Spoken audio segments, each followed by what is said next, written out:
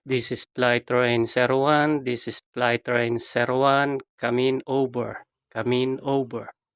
Hello guys, my name is Marlon Hilario and welcome to my vlog. Ngayong araw ay magre-review tayo ng ating K6 Max drone. Tara, subukan natin. So, ayan ang ating K6 Max drone. Bali, ito yung kanyang extra battery. So, and then, ito yung kanyang remote control. Ayan. Itong remote control niya is meron na siyang automatic na power sa taas at power sa baba. Automatic na siya. Lilipad na siyang kusa. And then, meron siyang obstacle sensor para hindi siya bumangga. And then, ito yung camera niya pataas and then camera pababa. Then, ito din yung sa sensor niya. And then, yung left na drive and right drive. Then, yung joystick niya. Then, sa side button, meron siyang speed para bumilis siya 1, 2, 3. And then, ito yung 360 flip niya para mag-tumbling, yan, Then, ito yung power button niya. So, ayan na siya. Binuka ko na yung pakpak ng ating drone na K6 Max. Bali, ipa-power on natin siya. Ayan. Umiilaw na, nagbe-blink na yung ilaw niya.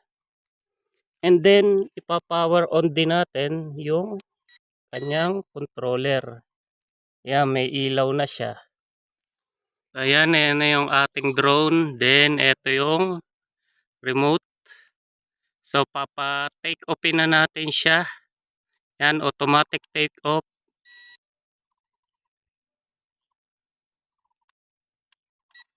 Yan. Yan. Lumilipad na siya ang ating drone. Yan. Tignan natin kung tataas siya. Ayan, tumataas.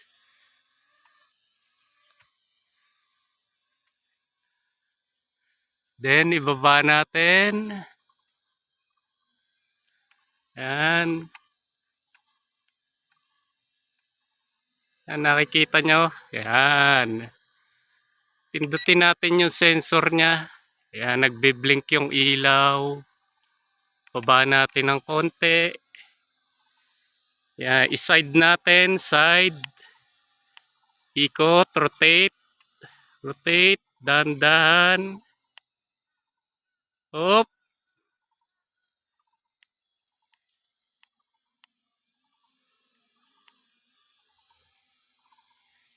Dagdagan natin ang speed. Yan. Okay. Then yung camera niya, ibaba natin camera. Ayan, bumababa siya.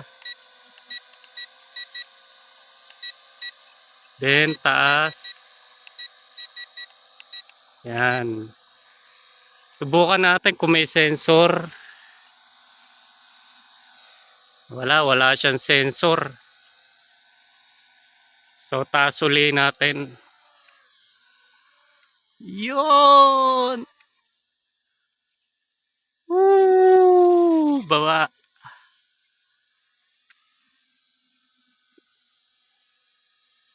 And so, lilipat tayo ng pwesto ng camera para makuha ng lahat. I-automatic down muna natin siya. Ayan, kusa na siyang magda-down pababa.